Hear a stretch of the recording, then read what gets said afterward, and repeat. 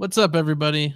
Welcome to Pop Culture Partisans, or Pop Culture Partisan today, because I'm all by myself this week. It is time for your weekly dose of PCP. I mean, I don't know. I'm always by myself. Anybody else ever feel that way?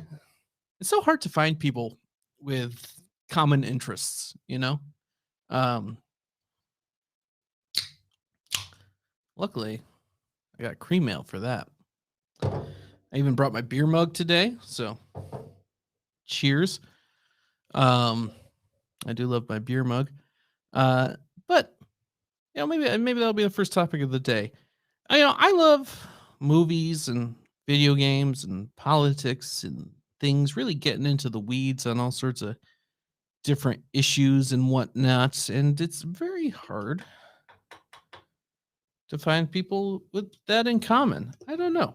Does anybody else ever feel that way? Is anybody else even watching? Or am I alone even now? Oh, 3 people. Hello, 3 people. Feel free to comment down below. 5 people. My goodness. Oh man, our show is growing exponentially. Cheers. I love this mug because it always has a nice foamy head. Makes me feel very, like Vikingly. Oh, delicious. Anywho, back down to 4 people. Anyway, how do you find people who also like the movies and video games and things that you do? Because I don't know. I've had like one long-term friend. He moved down to Virginia. I've had other friends, lots of acquaintances. It's so easy to make acquaintances. You just meet people and are friendly to them. You smile, you laugh at their nonsense, and you get along. I think people like me. I don't know. It's very hard to tell. I mean, people talk so much shit behind other people's backs. Who the fuck knows if anybody actually likes me? God, this is turning into a fucking diatribe. I don't even know what this has to do with video games and movies. I guess my point is, I like movies of all eras. I like old 70s movies. I like black and white movies. I like current movies. I just watched The Suicide Squad. That was pretty good. And finding people to talk about that stuff with is difficult. And I feel like it shouldn't be difficult. I don't know. I guess I could go online to like chat rooms or message boards or whatever, but I don't know. That never really appealed to me. It's all people that I don't know, and I guess that's how you get to know them, is you talk to them and you meet them. But I don't know. I don't know where I was going with that. Anyway, I guess let's get into the show the way I usually do, talk about what I've been watching and playing recently. Usually I throw it over to whoever's with me, but just me today.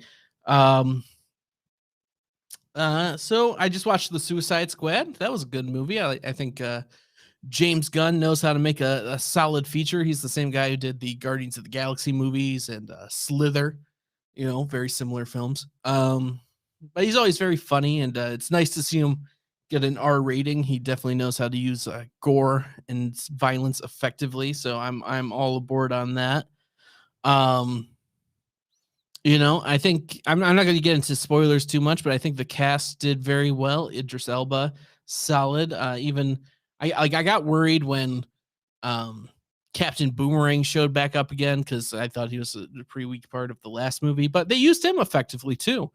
I thought that turned out great. And Harley Quinn, probably still the weakest part. If anybody saw the first Suicide Squad movie, I was not a huge fan of Margot Robbie's Harley Quinn, even though Margot Robbie is super fucking hot. God damn. But kind of annoying. So, good with the bad, I guess. But John Cena, great. He plays a character called the Peacemaker, who's like this sort of hyper patriotic, super. He's like Captain America, but like if he used way more violence, like he's got lines like "I'd kill everyone for peace," stupid shit like that. But very good. Actually, I have a small clip of John Cena. being the peacemaker. Hopefully, won't get me copyright struck. I don't know. Here we go. 你好，中国，这是赵西娜。我必须说，现在 This isn't from the Suicide Squad at all. This is John Cena apologizing to China for acknowledging that Taiwan is a country in an interview. Oh, jeez.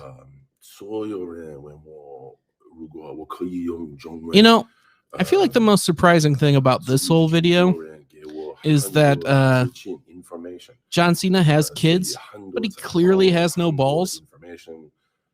Fucking weird. I'll listen to him speak Mandarin. Really pandering.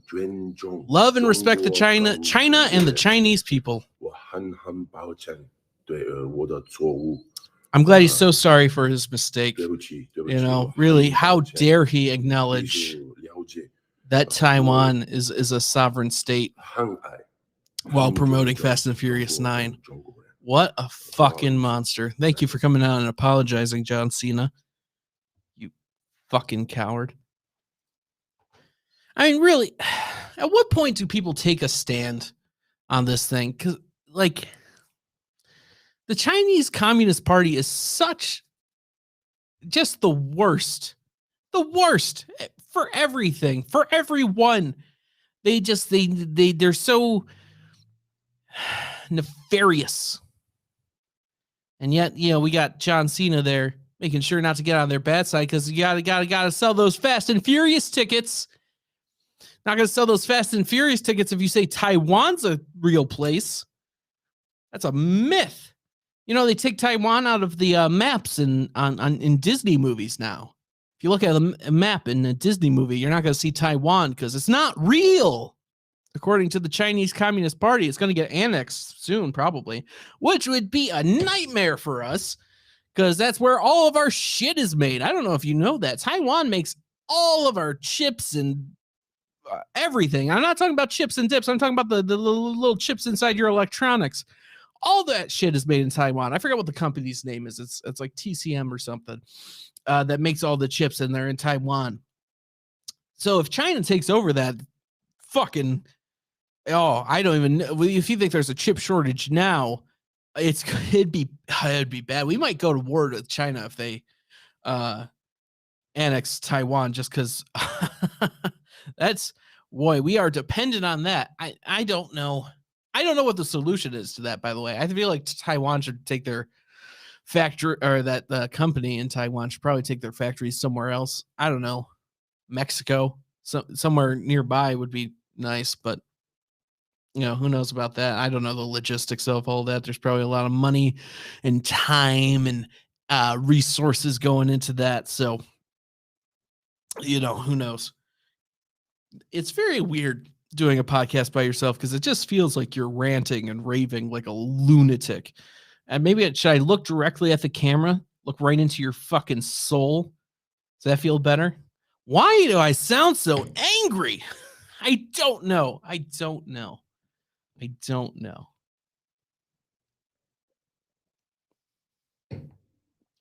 Anyway, Suicide Squad, you should go see it.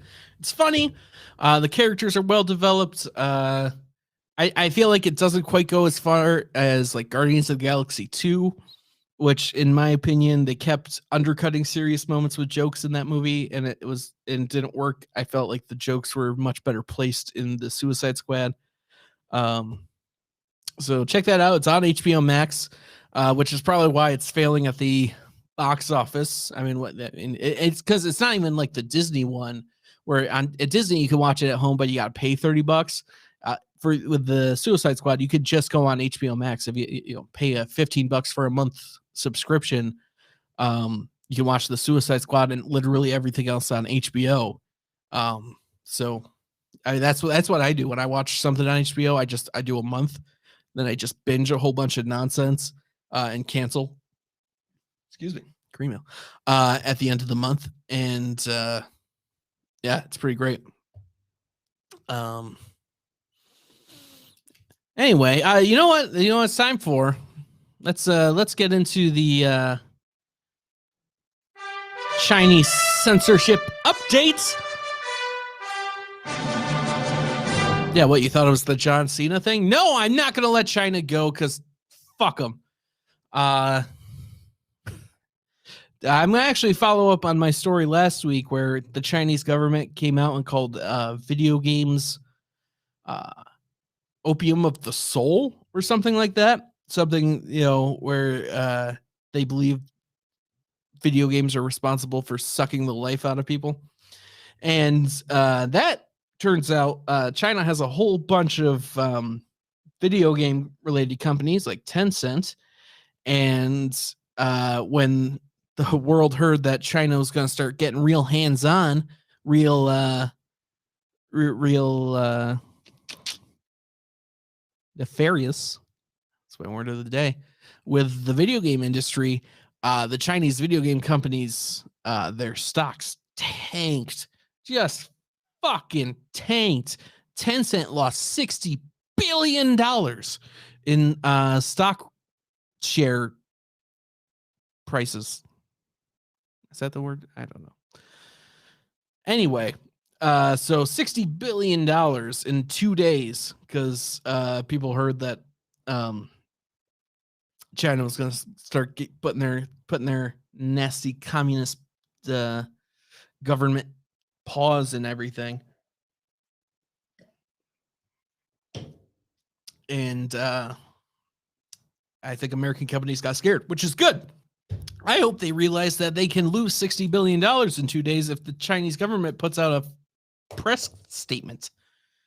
Like that would be nice if maybe Bungie or whatever these companies, see that and go, oh, maybe we shouldn't accept this loan from the Chinese government, and be beholden to them, because that could really bite us in the ass later.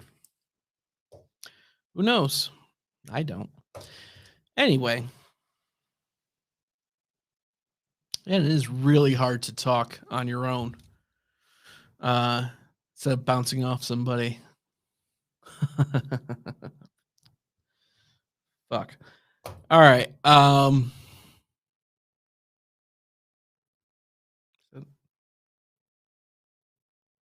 we go. Sorry, I had something on my nose. Anyway, let's see. What else did I have to talk about today? Let's just get back into what I've been watching and playing. Anybody else here see The Seventh Seal? You guys know that movie? Ingmar Bergman? Old black and white movie about a soldier who returns from the Crusades. And is disenfranchised with the world. And so he starts playing a chess game with death and questioning God and all that stuff. Great movie. Super slow and old. And it's about a guy playing chess with death. And the design of death is great. You've probably seen that design, even if you don't know. It's death is like this guy in a black robe, and only his face is like visible. They basically stole that design for Bill and Ted's Bogus Journey. That's a Seventh Seal reference. So, very good movie. Turns out, did you know HBO has like a ton of the Criterion Collection on it?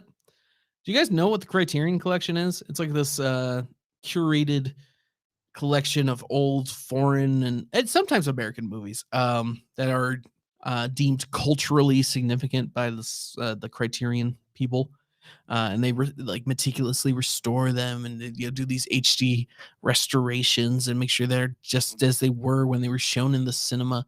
And there's a ton of those on HBO Max, and it's awesome. Have you guys seen Rashomon? That movie's so good. It's Akira Kurosawa. It's about this trial, and they keep showing there's a murder trial, and they keep showing the murder from all the perspectives of the witnesses. So it shows like the same event, but like different every time because it's all told from different perspectives, and it's great. And that's another movie where you've probably seen references to it. It became like a sitcom trope because it turns out it's sometimes super funny to see the same event from like different worldviews. I know different things have done that. Star Trek: The Next Generation did an episode that was basically Rashomon. I think it was Rashomon. Am I getting that confused with something? I think that's the title. kept wanting to say Rochambeau. I'm pretty sure that's like Japanese rock, paper, scissors.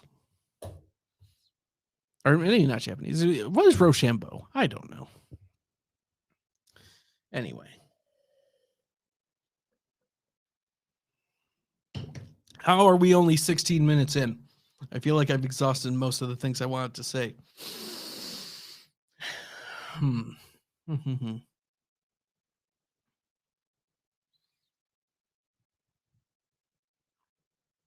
All right, you know what? That's it. That's all I got for tonight. Sorry, I know we usually do an hour, but I don't have anyone else here, and I did not have enough stuff to talk about tonight, I guess. So I will see you next week for your weekly dose of PCP. This was just a little short one, just for everyone who tuned in. So thanks for tuning in. See you next week.